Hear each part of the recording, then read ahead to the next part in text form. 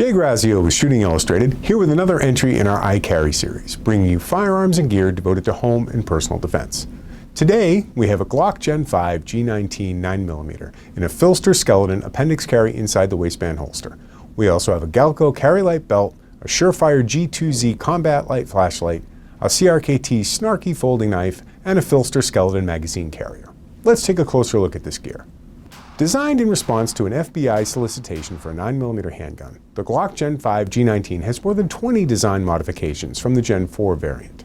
Differences are both subtle, like a new finish designed for longer life, and obvious, like the lack of finger grooves.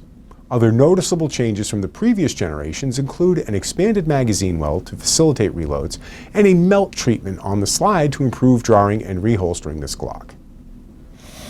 Not much has changed dimensionally on the Gen 5.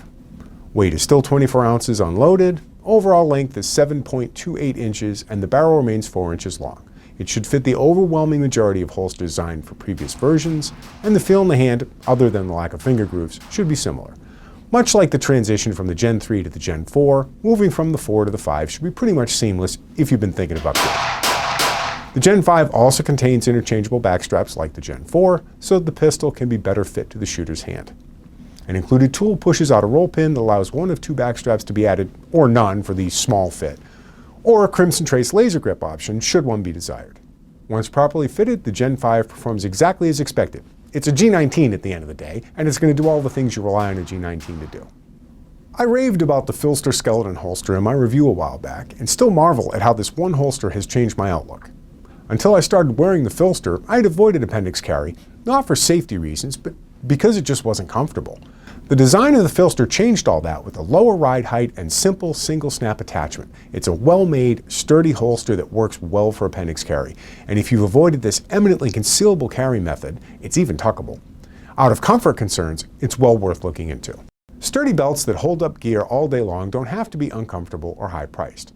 Galco's CLB5 is a stellar example of an affordable, at the time this was recorded, it was on sale for under $30, well-made belt that just plain works.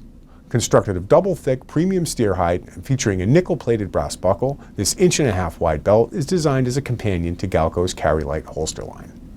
Introduced in 2017, the G2Z Combat Light offers a blistering 800 lumens and a light that can easily be carried in the palm of your hand.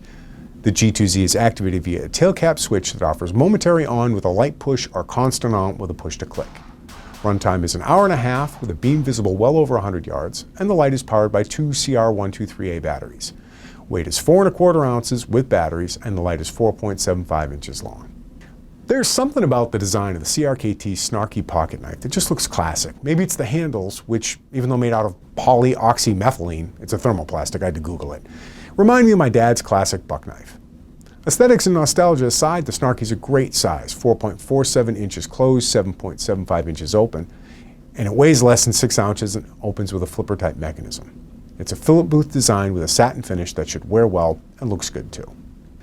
Designed with the same ease of carry as the holster, FIREARM's magazine carrier also offers a low ride height and simple single snap belt loop attachment. Engineered for double-stack 9mm and 40 Smith & Wesson magazines, it carries a reload tight to the body for maximum concealment while still keeping it close at hand. One tip though, you might prefer to carry a slightly smaller magazine, say a G19 mag instead of a G17, to prevent the longer magazine from poking you in the ribcage when you're seated. For more information about this gear, as well as to find many other everyday carry combinations, go to shootingillustrated.com. And as always, stay tuned for more gear on iCarry.